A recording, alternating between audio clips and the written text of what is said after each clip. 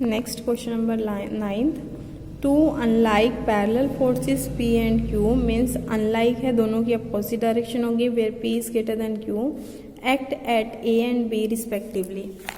This is 9th question.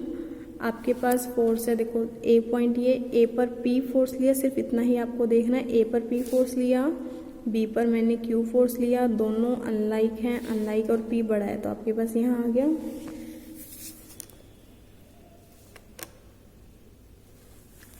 If P and Q are both increased by x, then resultant will move through a distance this। देखो इससे पहले मैं आपको ये बता देती हूँ, जब आपके पास फोर्स P है, Q है, सपोज करते हैं P और Q का resultant at point C act कर रहा है, C पर एक्ट कर रहा है, रिजल्टेंट क्या आएगा, आपके अपोजिट फोर्स है तो P माइनस Q आ जाएगा। फिर नेक्स्ट केस में उसने क्या बोला कि आपके पास P और Q दोनों ही x से इंक्रीज कर दिए। When P is P and Q are both increased by x, दोनों के दोनों x से इंक्रीज कर दिया, तो P की जगह फोर्स बन गया P प्लस एक्स, Q की जगह फोर्स बन गया Q प्लस एक्स। तो जो भी आपका रिजल्टेंट आएगा, सपोज कर रहे हैं वो किस पॉइंट पर एक्ट कर रहा है, C डैश पर, और रिजल्टेंट क्या होगा, दोनों को सेपरेट कर दो, P plus X minus Q plus x, again वही P माइनस Q निकलाएगा। अब आपको प्रूव क्या करना है, show that resultant will move through a distance xab upon p minus q। अब यहाँ अगर मैं देखूँ तो रिजल्टेंट आपका कितने डिस्टेंस से मूव किया है, C डैश, पहले C पर था, अब C डैश पर आ गया, तो इट मीन्स आपको क्या प्रूव करना है, this C dash is equal to xab upon p minus q, that is to prove C dash is equal to xab upon p minus q। अब हर क्वेश्चन में वही करना है, सबसे पहले जो मैं आपको फर्स्ट रिजल्ट बताती हूँ वो लिखो, और फिर जो आपको प्रूव करना है उसको देखते हुए काम करो। केस 1, फर्स्ट केस देखते हैं। फर्स्ट केस में पी क्यू फोर्स था, रिजल्टेंट सी पर एक्ट कर रहा था, तो क्या रिजल्ट बनेगा, P into A C is equal to Q into B C. तो P A C is equal to Q B C, क्योंकि अब रिजल्ट बीच में नहीं है, ए की तरफ है, P की तरफ है, तो P into A C is equal to Q into B C. Case second देखते हैं। सेकंड केस में आपका ये P प्लस एक्स फोर्स है, रिजल्टेंट C डैश पे आ गया, तो P plus X into A C dash is equal to Q plus X into B C dash. तो P plus X A C dash is equal to Q plus X B C dash. अब देखो जो आपको prove करना है उसमें आपको C dash चाहिए, ए सी डैश नहीं चाहिए, तो ए सी डैश को बी सी डैश को इस तरह से ब्रेक करो कि उसमें C डैश आ जाए। तो ए सी डैश को मैंने ब्रेक किया, A C plus C dash, A C plus C dash is equal to Q plus X. ऐसे ही देखो बी सी डैश आपका था, तो इसको इस तरह से ब्रेक करना है कि सी डैश आ जाए, तो B C plus C dash, B C plus C dash. Next step में क्या करा है, दोनों को अंदर मल्टीप्लाई कर दिया इस टर्म को, पी प्लस एक्स को ए सी से मल्टीप्लाई किया, P plus X A C plus P plus X C dash is equal to Q plus X B C, Q plus X C dash. उसके बाद देखो नेक्स्ट स्टेप में क्या किया, इस ए सी को भी अंदर ले गए, P A C X A C plus, अब सी डैश वाली टर्म इकट्ठी कर लो, एक सी डैश की ये टर्म और एक ये टर्म, इसको भी लेफ्ट में ले आओ, तो P plus X C dash इधर आके माइनस की हो जाएगी, minus Q plus X C dash is equal to, इस बी सी से अंदर मल्टीप्लाई कर दिया, Q B C plus X B C.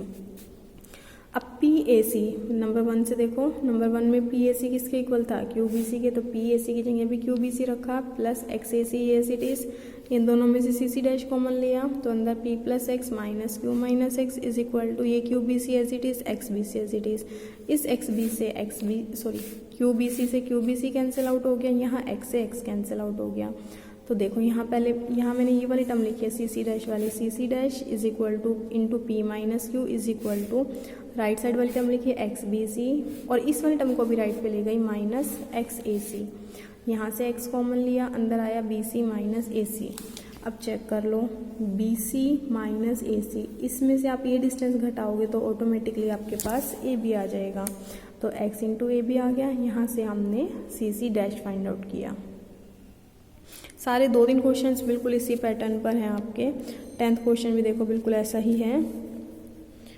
P and Q are two like parallel forces, पहले देख लेते हैं।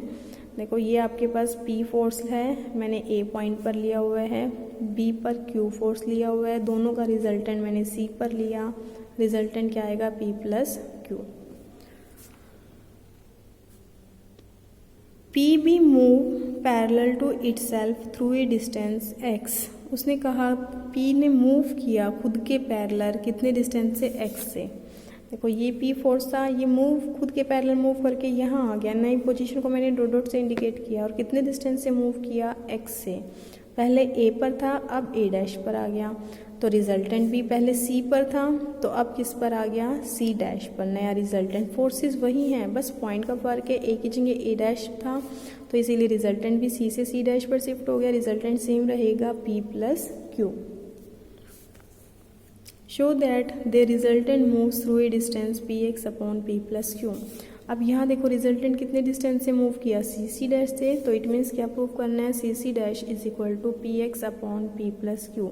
करने का वही तरीका है दोनों ही केस में, पहले वही अपना रिजल्ट लिखो PAC इक्वल टू QBC और फिर जो प्रूव करना है उसको देखते हुए काम करते हैं। देखो पहले फर्स्ट केस में लिखा PAC is equal to QBC, यही आपके पास PQ फोर्स था, C रिजल्टेंट था, तो PAC is equal to QBC। अब सेकेंड केस जब लूँगी तो फोर्स तो P ही है, लेकिन चेंजेस क्या है, रिजल्टेंट और ये चेंज हो गए हैं पॉइंट ऑफ एक्शन, तो यहाँ आएगा P into A dash C dash is equal to Q into B C dash. तो देखो ये लिखा हुआ है P into A dash C dash is equal to Q into B C dash. अब इनको इस तरह से ब्रेक करो कि C C डैश आ जाए, A डैश C डैश को ऐसे ब्रेक करो कि C C डैश आ जाए। A डैश C डैश ये है, देखो अगर मैं इसको ऐसे ब्रेक करती हूँ A dash A plus A C dash, कोई फ़ायदा नहीं है क्योंकि यहाँ से C C डैश नहीं आ रहा, तो A डैश C डैश को मैं इस तरह से ब्रेक कर लूँ A dash C minus C C dash, इस टर्म में से मैं ये टर्म घटा दूंगी तो A डैश C डैश आ जाएगा और C C डैश भी आ जाएगा, तो इसीलिए मैंने A डैश C डैश को लिखा A dash C minus C C dash. A dash C minus C C dash is equal to B C dash को भी ऐसे ही ब्रेक करना है B C डैश, तो सीधा सीधा दिख रहा है B C plus C C dash. P फिर A डैश C को ब्रेक किया, उसको ब्रेक इसलिए किया क्योंकि आपकी रिजल्ट 1 अगर कहीं यूज़ करते हो तो आपके पास A C B C में टर्म होनी चाहिए, A डैश C में कोई फ़ायदा नहीं है, तो इसलिए A डैश C को भी ब्रेक किया। A डैश C को कैसे ब्रेक किया है मैंने, A dash A plus A C, क्योंकि मेरे पास जो रिजल्ट है A C B C की टर्म में है, तो A dash A plus A C minus C C dash, right side as it is लिखी हुई है। उसके बाद क्या किया देखो A डैश A आपको दे रखा है, A dash A is equal to X, तो A डैश A की जगह X पुट किया plus A C minus C C dash, इस Q को अंदर मल्टीप्लाई किया Q B C Q C C dash, फिर P से अंदर मल्टीप्लाई किया P X P A C minus P C C dash is equal to Q B C, number 1 को देखो Q B C P A C के equal है तो P A C put किया plus Q C C dash, P A C से P A C cancel हो गया। अब C C डैश वाली टर्म कलेक्ट कर लो तो उधर चला जाएगा, C C डैश कॉमन आ जाएगा, यहाँ से आप C C डैश निकालोगे तो वो आ जाएगा P X upon P plus Q।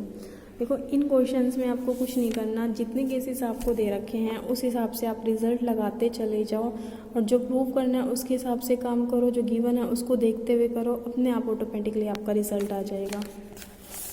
Next देखो question number 11, P and Q are two parallel forces.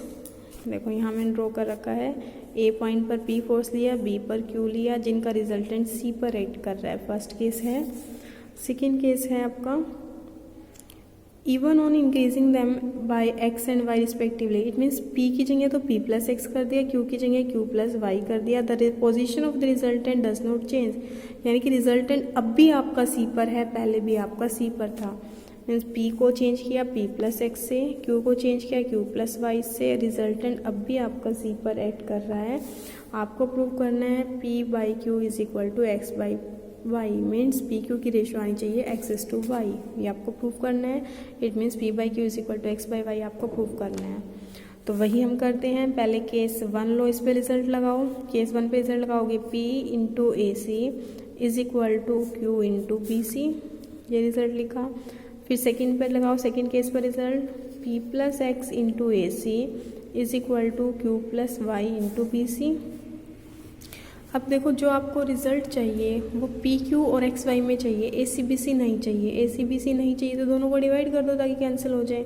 1 को 2 से डिवाइड करूँगी, ए सी से ए सी यहाँ कैंसिल, बी सी से बी सी कैंसिल, तो आपके पास रिजल्ट आएगा P by P plus X is equal to Q by Q plus Y. अब आपको क्या चाहिए, P by Q is equal to X Y चाहिए, यानी कि पी वाली टर्म इकट्ठी कर लो और एक्स वाली इकट्ठी कर लो, क्रॉस मल्टीप्लाई कर लो। पहले क्रॉस मल्टीप्लाई किया, इसको मल्टीप्लाई करोगे P Q plus P Y is equal to Q P plus Q X. Q P से क्यू पी कैंसिल हो गए तो सीधा ही निकल गया आपके पास कैंसिल होके P Y is equal to Q X, तो P by Q is equal to X by Y.